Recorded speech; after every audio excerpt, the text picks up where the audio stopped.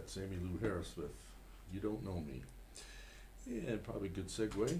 As promised, we have visitors today from the incident management team here on the Middle Fork Complex Fire, and you don't know them. So we'll let Aaron and Reed introduce themselves. Aaron, you're on first.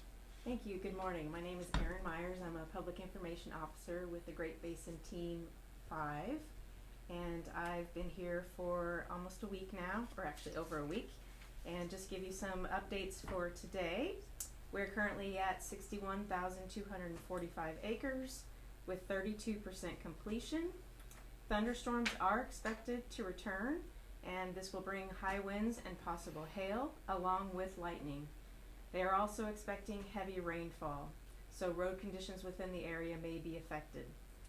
Fire activity has been minimal since the last cycle of storm, with primarily smoldering and creeping fire behavior through understory fuels. There will be a community meeting tonight at the White Barn, 85 Severance Road, Garden Valley. And now I'll hand it over to Reed. All right, Reed, who are you? Good morning. My name is Reed Plum. I am the lead Reed. Yes, my name is Reed, and I am a lead Reed. And I know it's like my mom knew what I was going to be doing when I grew up. So anyway, I'm the lead Reed for the incident complex. As the lead, as a Reed or a resource advisor, we are essentially the branch between the forest itself and the incident management team, and we try to give a voice to the resources that are out there to the incident management team when we're implementing suppression tactics, activities. All right, so you've had colleagues here. In fact, I told you, I think 3 or 4 teams ago, we interviewed very early in the fire. We interviewed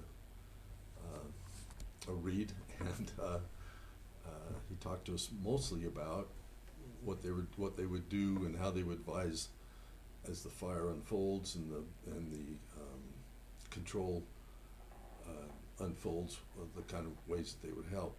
Now we're taking a perspective, and we're getting close to the fire settled down considerably, and as we've heard, it's moldering and creeping. So could you just tell us what happens to animals during a wildfire? Well, it would depend on the animal we're talking about specifically. There's highly mobile animals, your large ungulates, bears, for large mammals. Let's put it mammals, elk, deer. They can cover vast distances in a very short amount of time to get out of the way. They're also highly evolved for this, or they evolved in this landscape, so they're used to fire being present and part of it, and so they, probably better than we do, know what to do during a wildfire. But birds, for example, they're no problem getting out of the way for that. Small mammals, a lot of them burrow underground. Depending on how hot the fire gets, they're usually relatively safe underground. So, yeah, for the most part, those species know what to do when a wildfire is coming. And one thing I should probably just make sure it's understood is that when you look at a wildfire map, it's intimidating, right? You have this area of red on a map, and the perception that we give is that it's 100% burnt, there's nothing living in there, and that's absolutely not the case.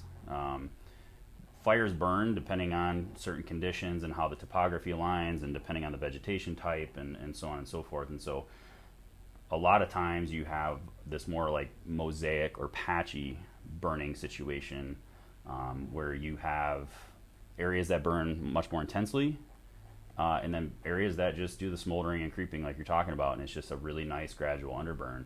And in all honesty, a lot of the species that live out here are dependent on that happening, that low intensity or moderate intensity fire underneath, your larger ponderosa pine fir stands, so that it regenerates the food source that they have. So anyway, I might have like went a little far on that, but No, no. as far as the Yeah. So one of the things is to remember too, as we get some of the infrared maps that tell us what's actually hot now, you can see that that there are only spots that are hot. Could you speak to how the fire is rejuvenating the feed for elk? I mean, are they Sure. really going to have food? to Yeah, get through the sure. winter? So elk are primary grazers. They do browse, but for the most part, they target forbs and grasses.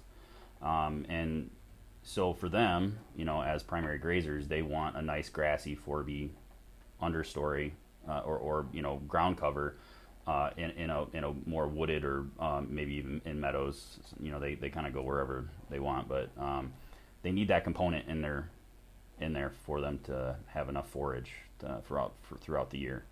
And so again, those when you have, if they're targeting that food source, and then you have woody vegetation, shrubs for example, that aren't necessarily palatable to them, it'll start to crowd out that primary food source.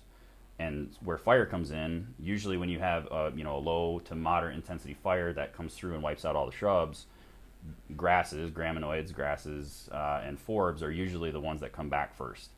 And so that cycle of burning, every 5 to 10 years, I'm not 100% sure what the cycle is out here, but that constant rejuvenation keeps that food source on the landscape for them. So it keeps the grass going. In the sagebrush steppe fires that we have a little lower elevations, cheatgrass is often the first thing that comes back. Do we have that same problem in the forest up here? Not that I've seen. Usually the types of grasses that I've been seeing in the understory are more your bunch grasses, which is your native bunch grasses. Cheatgrass is a problem. There's no way to get around that. Normally they're associated with more of that lower elevation steppe situation, but yeah, I haven't really seen that up there, up in the higher elevations. So it means the seed survives the fire. Yep. Right? Okay. Yeah, and one thing to just kind of like an offshoot on that is it also is a really good segue to making sure we manage non-native or non-native invasive species such as cheatgrass, so that like when we're going into these more pristine areas, after invasive species really take advantage of disturbances on the landscape, right? So they're usually very aggressive. They can come in first and they can start taking over stuff. So after these fires, we really need to make sure that we have weed-free seed hay. If you guys if folks have pack animals or whatever, even in tire tracks, mud, that kind of stuff. But in order to keep it pristine, in order to like not allow cheatgrass to get a foothold in some of these more pristine areas, it's really important that we do our part in these burned areas, these new burned areas. Keep the invasive species out of there. All right, that's probably a discussion for another day. So how long does it take for animals to return to the burned areas? Well, if you ask the fox I saw yesterday, pretty immediate. We've seen, my team has seen elk, moose, deer, badgers, squirrels, Clark's nutcrackers, foxes, and bears. Oh yeah, we had 2 bear sightings up. So this burn, from what I've seen, I'm not gonna speak for like a team that's gonna come in and assess like actual burn severity. But from what I've seen, it looks really good. If I was prescribing a prescribed burn, if I was writing a prescription for that, much of this fire, from what I've seen, would be what I'm seeing now. So I think we're going to get a lot of really good response to some of that burning. So are there species then that prefer those burned areas? Yeah, and it depends on. There's a lag effect, right? So this burn comes through, you're going to see some yellowing and needles and stuff in the low to moderate intensities. You're going to see some of the shrubs die back, and you're going to have a lag until we get moisture. The grasses, a lot of times the root systems are still really intact, and so anything that dies above ground will then start to reshoot. A lot of times those reshoots are very nutritious and very palatable to a lot of animals.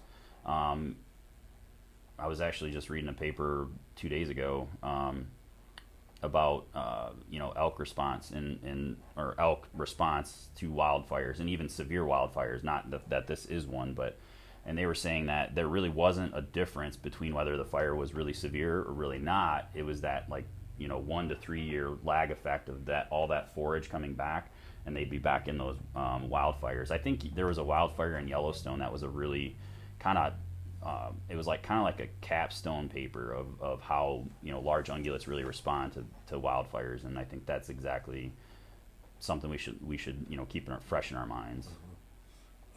So will there be forage for the winter in the burned areas, or will it be in the mosaic, the unburned areas?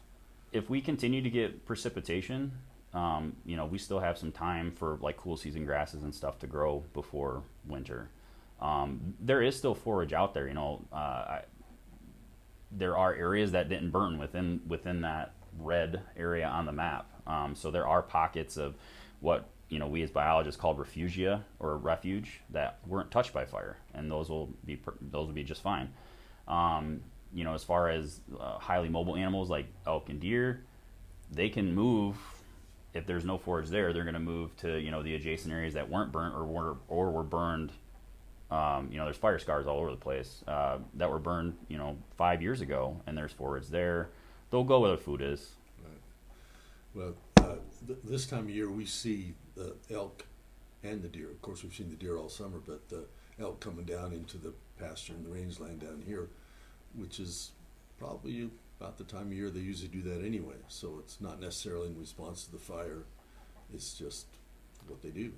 Yeah, I mean, it's not unexpected if you make really awesome salad that somebody's going to show up to the salad bar. It's like the Canadian geese. Yeah, exactly. Yeah. Okay.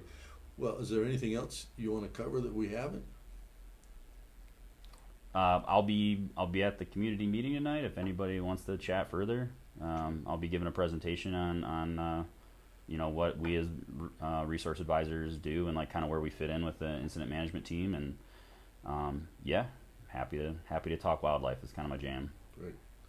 Great. So be there. I've noticed that these guys like to talk about what they do, and they've certainly helped me over this course of this fire to appreciate and understand better what happens in a fire and how they work together. So with that, let's get back to music.